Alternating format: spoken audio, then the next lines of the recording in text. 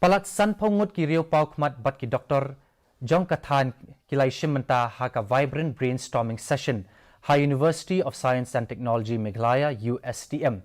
Ban snothu ya ki mat bat ki jing e balaya kendu ban sedang ya ka PA Sangma International Medical College and Hospital kabadai ka jingtmu jang ka USTM bat ka ERD Foundation Guwahati hinin kasngi.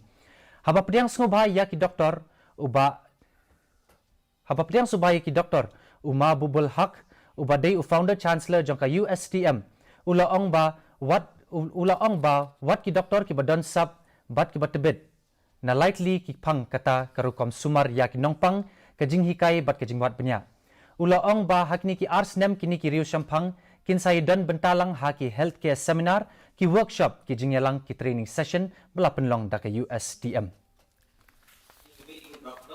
And all the patients are coming, they become cured.